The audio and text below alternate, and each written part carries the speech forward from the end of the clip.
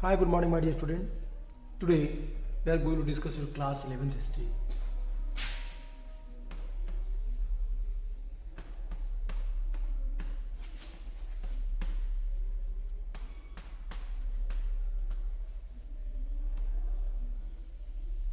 Class 11th history, chapter Path to Modernization.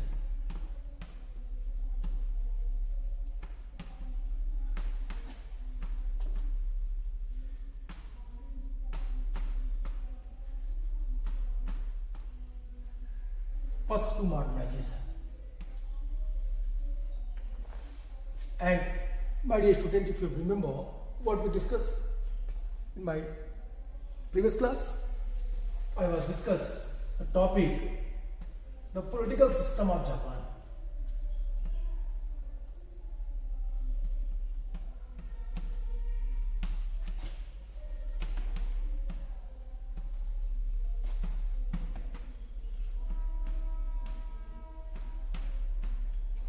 And in this topic, I taught you किस तरीके से Japan का political system आगे face किया. मैंने आपसे कहा था, what I taught you, that the monarchial system, emperor who lived in Edo, shoguns, Tokugawa family appointed on the shogun post, shogun as a prime minister who exercised the power of emperor. Third, the daimyo, they were just like a governor, nobles. There were 250 domains in Japan, Japanese empire. So daimyo play very important role to administrate that domains. Daimyo were clearly instructed by shoguns that you have to live in your capital, Edo. You will not move out that. And fourth, that was the very important, the warrior class, they called samurai. Only samurai had right to have weapon. And three changes I discussed with you. In the three changes, the first change is that peasants, workers and the common peoples, they had no right to have weapons. Second, clear-cut instructions which was given by shoguns to the daimyo that you have to live in your capital, Edo. And third, the measurement, land measurement and new type of revenue taxes was imposed on that. Try to improve the condition of the farming area industry. Both. These were the three changes. And my dear, accept it, we had discussed in my previous class about the history of Japan, the development of Japan, the modernization, path to modernization. In the starting time, during 17th century, I told you that at least half dozen city, their population was 50,000. Except it, the Kyoto, Tokyo, and thereafter, the other capital city, Osaka, that was the mega city. बड़े शहर थे. They called industrial city also. And as far as the matter of financial and credit system, that was in developed form in Japan. And that's result कि ये देश, ये country इन चीजों के आधार पे आगे विकास की तरफ मूव की. I also discussed about the learning skills and their curiosity in book. Japanese like very much reading and writing both. I told you a very funny fact. I was discuss कि एक bowl noodles में एक किताब पढ़ने के लिए Japan में मिल जाती थी. ये सबसे महत्वपूर्ण बात थी. ये बताते हैं कि जापान के लोग पढ़ने के लिए कितने उत्सुक थे. और फिर जापानी लोग जो थे, उन लोगों ने क्या किया, अपनी चीजों के लिए, अपनी बातों के लिए उन लोगों ने डेवलप किया वो कंडीशंस. वो स्थितियां कि अब लेखक भी वहां पे अपनी रोजी रोटी चला सकता था, राइटर्स किताबें लिख के अपने जीवन को चला सकता था। फिर इसके बाद हम लोगों ने बातें की थी, अगर आपको याद होगा तो मैंने कहा था कि जापान प्रॉस्परस कंट्री के रूप में माना जाता था क्योंकि वो सिल्क चाइना से मंगाता था और टेक्सटाइल कॉटन इंडिया से। बड़ी अधिक मात्रा में ये चीजें इंडिया और चाइना से मंगाई जाती थी और इसके बदले कीमती वस्तुएं सोने और चांदी में पे किया जाता था। My dear, as I told you, as I inform you about that कि ये चीजें जापान के अंदर के जो धात्विक चीजें थी, जो प्रीशियस मेटल्स थे, वो जापान से बाहर जा रहे थे। इसीलिए जापान के शोगुन्स ने, तोकुगावा फैमिली जिस पे पॉइंट थी, उन्होंने इस पे रिस्ट्रिक्शंस लगा दिए कि अब जापान के बाहर कीमती धातुओं को नहीं भेजा जा सकता। दैट रूल वाज पास्ड, एक कानून बनाकर के इस पे रोक दिया गया। हमने आपसे ये भी कहा था कि तभी तोकुगावा फैमिली ने निशिजिन में सिल्क टेक्सटाइल इंडस्ट्री डेवलप की, उद्योग लगाए गए, सोने, ये रेशम और सिल्क के उद्योग, वस्त्र उद्योग तेजी से बढ़ा और जल्दी ही एक समय आया जब निशिजिन का बना हुआ रेशम पूरी दुनिया में प्रसिद्ध हो गया। इन सारी चीजों पर हम लोगों ने विस्तार से चर्चा की थी कल। हम लोगों ने यह भी कहा कि जो पुरानी परंपराओं में चीन के एक सांस्कृतिक पार्ट के रूप में जापान को गिना जाता था, जापानी लोगों ने इन मिथकों पे भी क्वेश्चन उठाया। उन्होंने अपने राजा की डिविनिटी को सीधे सीधे सन गॉड से जोड़ दिया। उन्होंने अपनी इन कहानियों में राजा की उत्पत्ति उन कथाओं में देखी जिस तरह से ग्रीक में था, जिस तरीके से कि उन्होंने कहा कि चीन के संपर्क में आने के बहुत पहले ही जापान की प्राचीन साहित्यों में जापानी शासक की उत्पत्ति किससे है? कहते हैं कि इन द्वीपों की सम्राट सूर्य देवी उत्तराधिकारी है, सक्सेसर है सन गॉडेस की। कहते हैं कि चीन से संपर्क में आने के बहुत पहले ही जापान के द्वीपों को भगवान ने बनाया और हमारे यहां के जो सम्राट हैं उस सन गॉडेस के सक्सेसर है। माय डियर स्टूडेंट, अब उन्होंने क्या किया? चीन से अपनी पुरानी सांस्कृतिक परंपराओं को अलग करने का।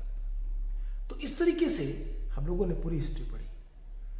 निशिजिन जो क्योतो में था, एक बस्ती है आज 16th सेंचुरी में 31 काउंसिल जो वहां के वीवर्स थे वहां पे थे।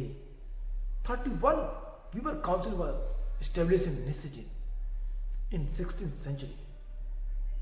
और फिर वहां पे 31 फैमिलीज, 31 परिवारों का एक वर्ग बना। 17th सेंचुरी तक आते आते हम देखते हैं कि ये 31 परिवार 70,000 में धीरे धीरे लोग आते गए और जनसंख्या निशिजिन की बढ़ती गई। ये वही निशिजिन है जहां पे तोकुगावा फैमिली की परमिशन के बाद, तोकुगावा फैमिली के प्रेशर के बाद इंडस्ट्री डेवलप की गई थी। My dear, what I told you, Tokugawa to put restrictions on the export of the precious metals. They also took steps to develop the silk industry in the Nishijin in Kyoto so as to reduce import. The silk from Nishijin came to be known as the best in the world.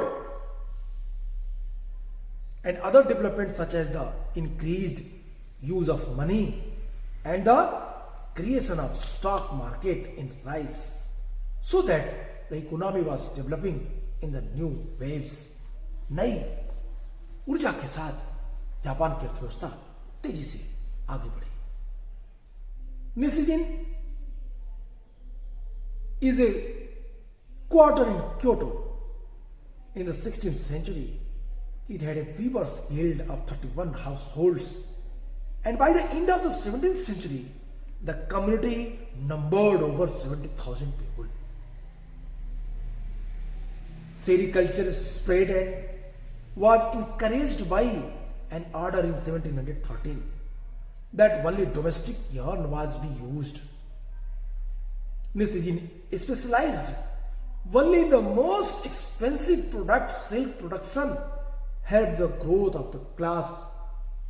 Regional entrepreneurs who challenged the Tokugawa order, and when foreign traders started in 1859, Japan's silk export became a major source of profit of the economy, struggling the compete with the western good. निस्सिजिन का बना हुआ ये जो textiles थे, ये जो कपड़े थे, अब वो वर्ल्ड वाइड मार्केट में पहुंचने लगे। मैंने आपसे कहा कि निस्सिजिन में क्या हुआ। निस्सिजिन क्योटो की एक बस्ती है। 16th सेंचुरी में यहां केवल 31 फैमिली जो वीवर्स की थी वो लोग रहते थे, लेकिन 17th सेंचुरी तक आते आते इस समुदाय में 70,000 लोग आ चुके थे। निस्सिजिन में वो लोग अपने को हैबिटेट कर चुके थे, स्थायी बना चुके थे। रेशम उत्पादन फैला। 1713 में केवल देसी धागा इस्तेमाल करने का आदेश जारी किए गए, जिससे उसको प्रोत्साहन मिला। निस्सिजिन में केवल विशिष्ट प्रकार के महंगे उत्पाद बनाए जाते थे। रेशम उत्पाद से ऐसे क्षेत्रीय उद्यमी वर्ग का विस्तार हुआ जिन्होंने आगे चलकर तोकुगावा व्यवस्था को चुनौती दी। जब 1859 में विदेशी व्यापार की शुरुआत हुई, जापान से रेशम का निर्यात अर्थव्यवस्था के लिए मुनाफे का प्रमुख स्रोत बन गया। एक ऐसे समय में जबकि जापानी अर्थव्यवस्था पश्चिमी वस्तुओं का मुकाबला करने की कोशिश कर रही थी, निस्सिजिन के बने हुए वस्त्र एक महत्वपूर्ण भूमिका में दिख रहे थे। I hope you are getting what I am saying. The statement, the restrictions which was imposed by Tokugawa family, shogun, why this step was taken, you can easily understand. Today we will try to understand the next topic, the Meiji restoration. First topic ये था। Second topic है दी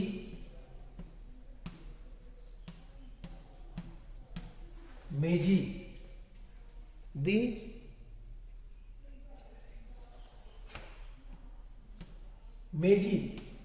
restoration.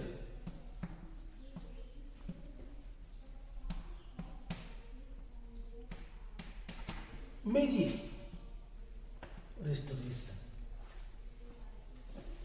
मेजी पुनर्स्थापना, restore किया जा रहा है, restore, एक बार पुनः स्थापित किया जा रहा है मेजी को, या कहें कि मेजी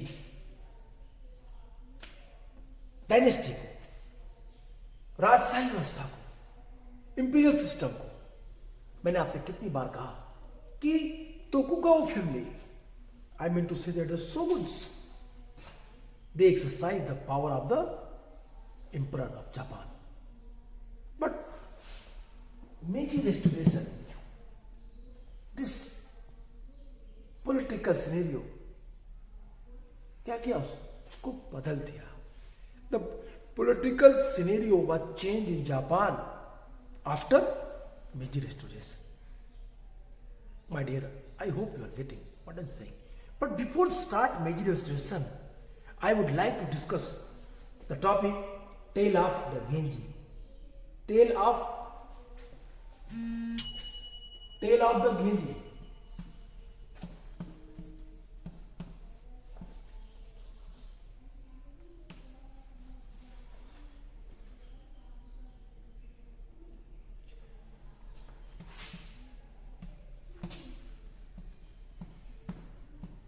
टेल ऑफ गेंजी क्या है? एक छोटी सी घटना, एक ऐसी बात जो बतानी आपको इसलिए जरूरी है क्योंकि आप इस कहानी को समझ के जापान के सिस्टम को इजीली समझ सकते हैं। कहते हैं कि मुरासाकी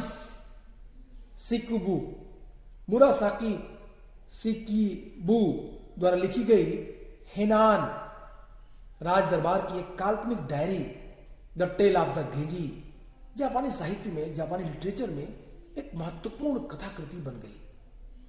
इस काल में मुरासाकी जैसे अनेक लेखिकाएं उभरी जिन्होंने जापानी लिपि का इस्तेमाल किया, जबकि पुरुषों ने चीनी लिपि का इस्तेमाल शिक्षा और सरकार में होता था। इस उपन्यास में कुमार गेंजी की रोमांचक जिंदगी दर्शाई गई है और हेनान राज दरबार के जो इलिट इन्वायरमेंट की जीती जागती तस्वीर पेश की गई है।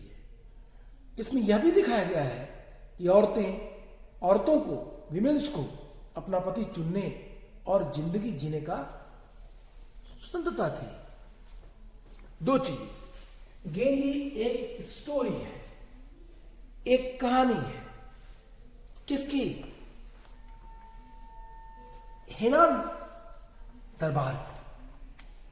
माय डियर, आई होप कि you are getting understand that कि ये कहानी, ये स्टोरी एक ऐसे दरबार की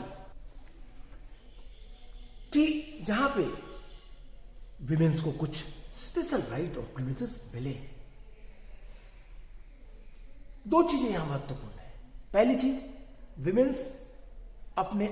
विमेन जो है वो अपने अधिकारों के लिए स्वतंत्र है। दूसरी कि विमेन भी लिटरेचर का एक हिस्सा है, साहित्य का एक हिस्सा है, वो लेखिकाएं हैं। और तीसरी जो सबसे महत्वपूर्ण बात थी कि जापानीज जो लिटरेचर लिख रहे थे उसकी भाषा चाइनीज थी, जबकि जो जापानी महिलाएं लिख रहे थे, जो जापानी पुरुष लिख रहे थे, जो जापानी लेखक लिख रहे थे, जो पुरुष थे, मेल थे, उनकी भाषाएं चाइनीज थी। लेकिन जस्ट अपोजिट जो जापानीज महिलाएं थी, जो लेखिकाएं थी, राइटर्स थी, उन्होंने जापानी भाषा का इस्तेमाल किया, जापानी लैंग्वेज का इस्तेमाल किया। Again I am going to explain this. Please listen carefully what I'm saying, and on the basis of that you can clearly explain these all topics. कहता है कि the fictionalized diary of the Henan, quote written by the Murasaki Shikibu, the tale of the Genji, became the central work of fiction in Japanese literature. Japanese literature, that period saw that emergence of many women's writers. The Genji period, that was emergence of many women's writers. Like Murasaki, who wrote in the Japanese script, while men wrote in the Chinese script, used the education and the government.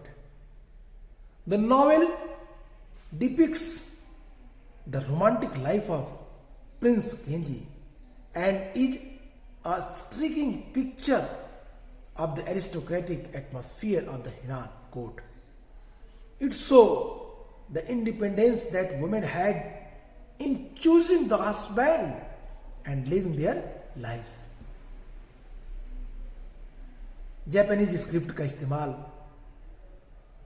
choosing their husband and living their life, this type of freedom, and emergence of women's writers, and the condition of the Henan court. चार चीजें।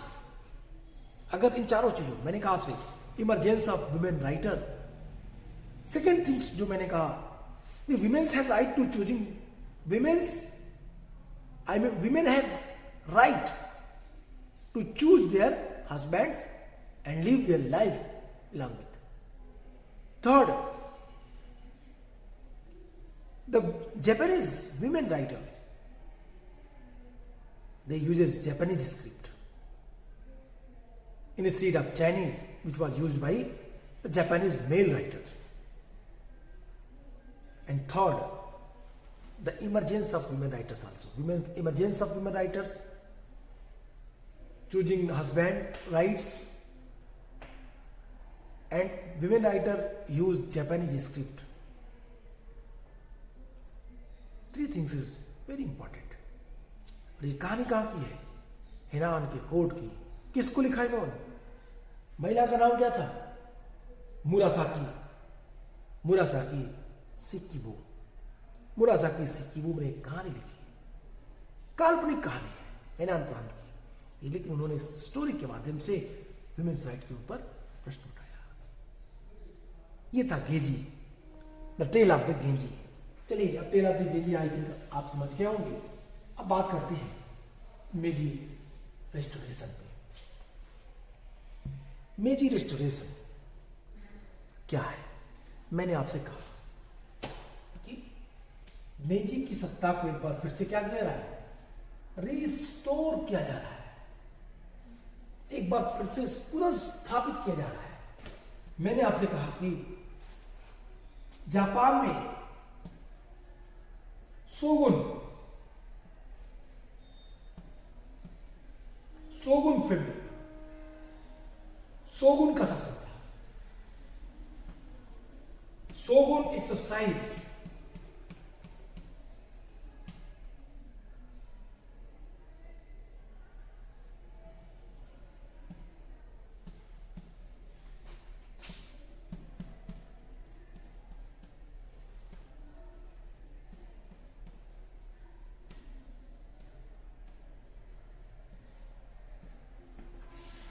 emperor was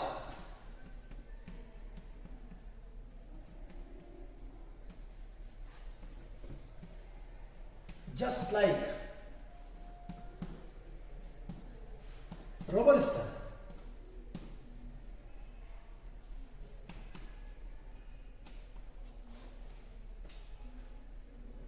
okay, मैं इसको नीचे लिख देता हूं.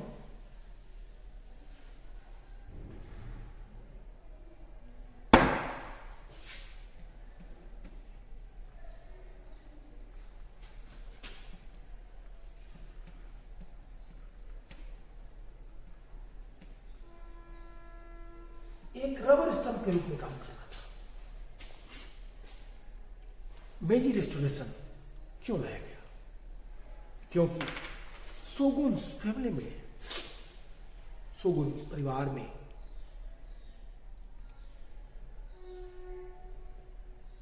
Shogun जो पद था, इस पे तोकुगावा फैमिली ने अधिकार किया था.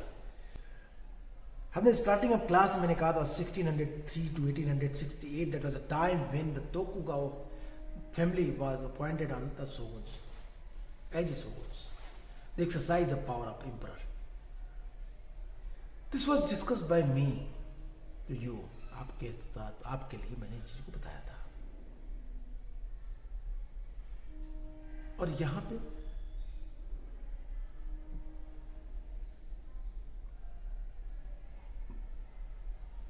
कहने के लिए सम्राट पावरफुल था, शक्तिशाली था, लेकिन वास्तव में सम्राट के सारे अधिकार किसके पास थे?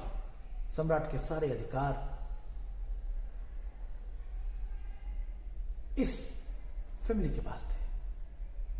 और अब परिस्थितियां बदल रही थी. जापान में फिनेंशियल डेवलपमेंट हो रहा था, इंडस्ट्रियलाइजेशन हो रही थी, व्यापार बढ़ रहा था. तो बाहर के कुछ देशों ने इन चीजों को ध्यान दिया. My dear, what I am telling you, I hope you are getting understand कि जापान की जो परिस्थितियां थी वो धीरे धीरे बदल रही थी. जापान, अब आप यहां देख सकते हैं, एक तरफ तो शोगुन पावर को एक्सरसाइज कर रहा है सम्राट के, और दूसरी तरीके से मैंने आपसे कहा कि it was clear cut instructions by the shoguns to the daimyos that you will not move out your I mean to say that the capital Edo, capital के बाहर आप नहीं कर सकते. Even shoguns control the cities and mines of Japan also. Shoguns also responsible for the administration. Administrative policy also introduced by shoguns. So wholesale authority in hand of the shogun. तो ये चीजें थी। और अब 1867-68 का टाइम, जब मेजी dynasty के नेतृत्व में तोकुगावा वंश का समाप्त हुआ। तोकुगावा जो शोगुन के पद पे बैठी थी, तोकुगावा फैमिली, वो खत्म हुई। कब? कह रहा है 1860। टाइम पीरियड क्या है? कहता है 1867, 68, 68।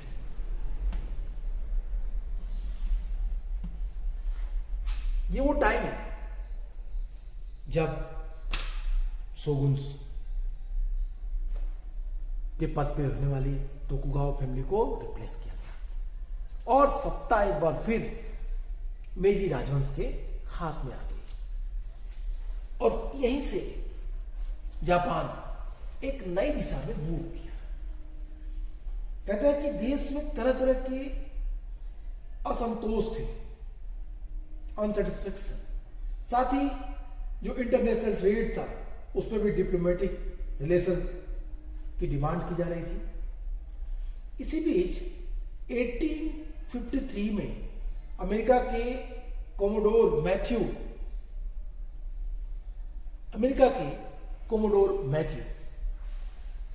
इसी समय, that was a time when the अमेरिकी commodore Matthew they reach Japan to try to establish a relation with the Japan.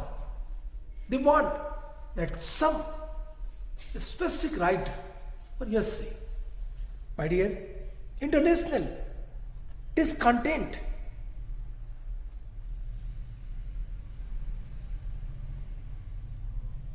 with demanded for trade and diplomatic relation. In 1853, the USA sent the Commodore Matthew Perry 1794 to 1858 to Japan to demand that the government sign a treaty that would permit trade and open diplomatic relation, which it did the following year. Japan lay en route to China, which the USA saw as a major market. Also there, the whaling ships in the Pacific needed a place to refuel. At the time, there was only one Western country that traded with Japan, Holland. अब यहां पे 2-3 चीजें याद रखिए। Japan के साथ व्यापारिक संबंध स्थापित करने के लिए मेजी रेस्टोरेशन की भूमिका के बारे में बात करते हैं। कहता है कि जब मेजी रेस्टोरेशन आया,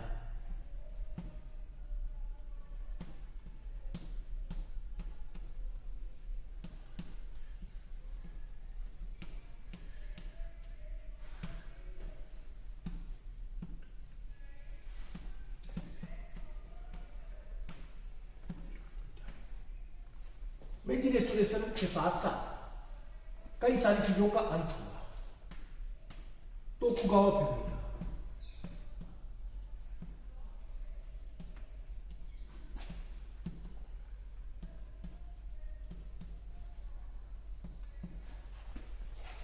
फिर डिप्लोमेटिक रिलेशन बने।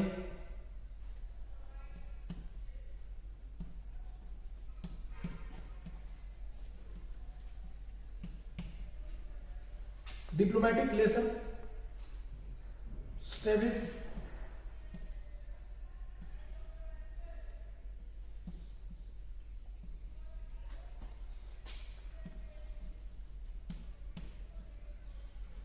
established. Before Meiji Restoration, only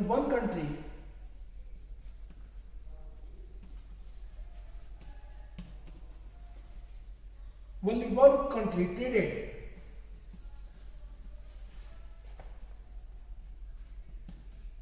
with Japan, that was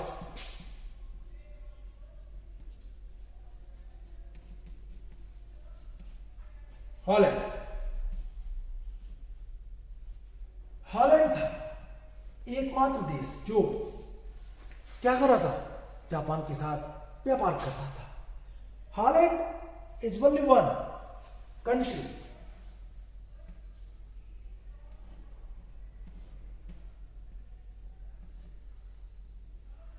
Holland.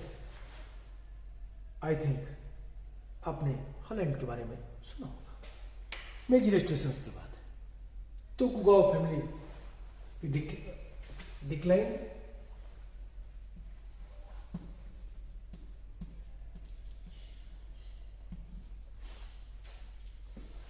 और यहीं से डिप्लोमेटिक रिलेशनशिप स्थापित हुए।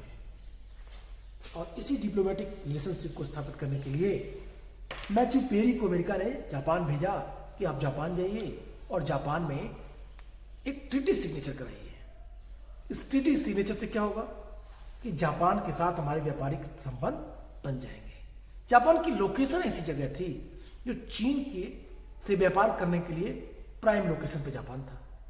दूसरी चीज, रिफ्यूल करने के लिए पैसिफिक ओशन में अगर ट्रेड हो तो जहाजों को रिफ्यूल करने के लिए एक जगह थी, लोकेशन थी, प्राइम लोकेशन पे जापान था।